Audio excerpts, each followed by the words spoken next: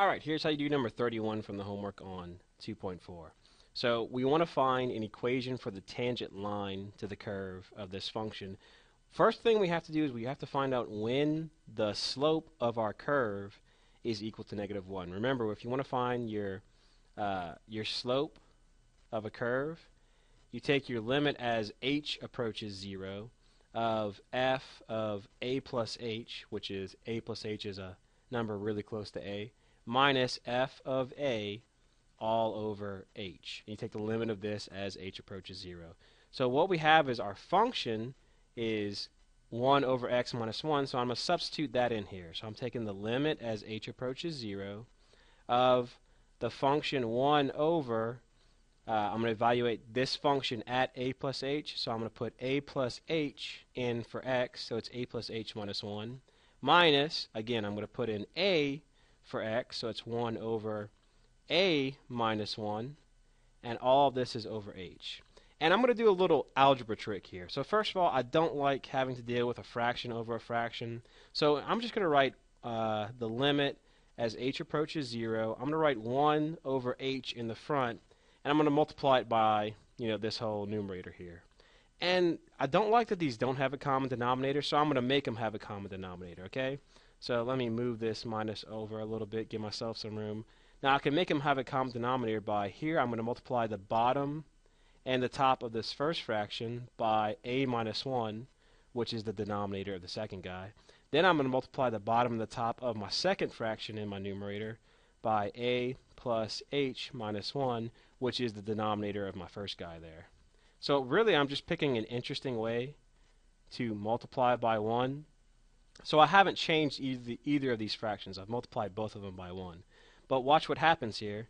You have, if I simplify this out, and now don't cancel or anything, so what I do, 1 times a minus 1, so I've got a minus 1 over, and notice how the denominators of both of these are the same if you multiply the terms here, and the denominator is a plus h minus 1 times a minus 1 for both of these. So I've got a minus 1 for my first denominator, and then I have minus, which is this subtraction sign right here.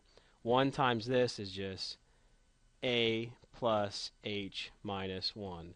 I put the brackets here. You could put them as parentheses because I'm subtracting this whole thing. So be careful when you're distributing the negative. So we're taking the limit of this as h approaches 0. Now, eventually, I can't substitute 0 in yet because I'm going to have 0 in the denominator. So I want to find out some way to cancel the h on the bottom with the h on top. But watch this. Let me change this. This is minus, so change that to a plus. So here's this a negative a. That's a negative h. All right, that's going to be a plus 1 right there. So when you start simplifying this, all right, I got an a minus a, so those cancel out. I've got a negative 1, and then I've got a positive 1, so those cancel out. So all that's left in your numerator is h here. So if I rewrite this below, this is the limit as h approaches 0 of 1 over h times, all that's left here is a negative h in this numerator, negative h. And now I'm going to simplify, I'm going to multiply out this denominator. So I just have to distribute this a to everything, these two things. So you get a squared minus a right there. Then distribute the h to everything. So you distribute the h to both of these guys. You get ah, so that's plus ah, then minus h. And then I'm going to distribute the negative 1 to both of these terms. So you get another minus a, and then negative 1 times negative 1 is positive 1. So you can see here, the h down here and the h up here cancel out. So when you simplify this, you get, this is a negative 1 in the numerator, okay? And this is, all right, a squared, can't combine that with anything. All right, a minus a and a minus a, that's a minus 2a, so we've got a squared minus 2a, all right, plus ah, this term right here, then minus h plus 1. But since we're taking the limit of this as h approaches 0, well, now we can plug in h and we won't get a 0 in our denominator. So if I plug in 0 for h there, this is a times 0, this is minus 0. So all that's left is you have the limit as h approaches 0 of, and I can take away the limit, I'm kind of plugging in the 0 there, so I've got just negative 1 over a squared minus 2a plus 1. All right, but don't forget, our goal was to find out when the slope is equal to negative 1. Slope is given by this limit that I simplified here. So I want to find when this slope equals, I want to know when this thing is equal to negative 1, since this is the slope. I want to find out when this is equal to negative 1. Now my numerator is negative 1. All right, so when does negative 1 over something equal negative 1? Well, it's equal to that whenever my denominator here is going to be 1. So you can just set this little polynomial right here equal to 1 and solve for a. So you got a squared minus 2a plus 1 is equal to 1. I can subtract 1 on both sides here, minus 1, and you end up getting a squared minus 2a equals 0.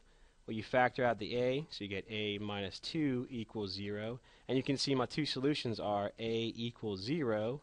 My other solution is, all right, 2 minus 2 equals 0, so a equal positive 2 is the other solution there. Since they asked for that's the x values, okay? So we have a slope of negative 1 at x equal to 0 and at x equal to 2. If I want to find the equation of the line there, well, you kind of look at, you should have a slope at, the slope is negative 1. So I've got y equals negative 1x plus, and I want to find my y-intercept. Well, you can find that by, plugging, first of all, what point you have. Since your function is 1 over x minus 1, so 1 over x minus 1. If you want to find your function at 0, well, I do 1 over 0 minus 1, which is negative 1. So my point that this happens at is, the first one is 0 comma negative 1, and then you just solve for your y-intercept. Oh wait, this is the y-intercept, so that's easy. You get y equals negative x minus 1. So this is your answer. This is your first answer, but you have another instance where the slope is negative 1. And we just find f of 2, but f of 2 is 1 over 2 minus 1. Alright, so it's 1 over, 2 minus 1 is 1, so it's 1 over 1. So our other point is 2 comma 1. So we want a slope of negative 1. It goes through the point 2, 1. So y equals mx plus b is what we're trying to find. Well, plug in your y, which is 1, equals slope is negative 1. Our x is 2 plus b here. So you get 1 equals negative 2 plus b. Add 2 on both sides. So you get y equals negative x plus 3. And that's how you do that one. So your answers here are, you have the place in the x value where it occurs is x equals 0, x equals 2, and those are your equations there. Now if you want to find the normal there, well, normal, all it means is perpendicular.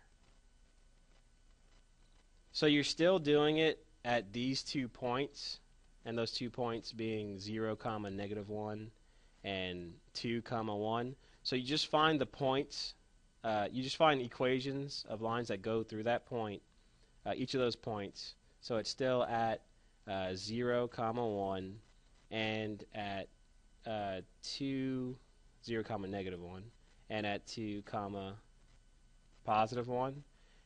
But the normal slope, the perpendicular slope, well, since our slope was negative 1 over 1, we take the negative reciprocal, so we find when our slope is equal to positive 1.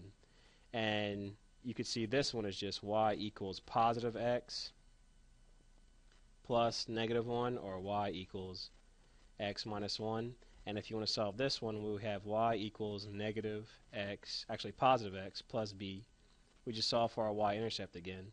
Our y value is 1, our x value is 2, and then solve for b. So you have subtract 2, so y is equal to x plus b is equal to negative 1, so plus negative 1, or y is equal to x minus 1 there.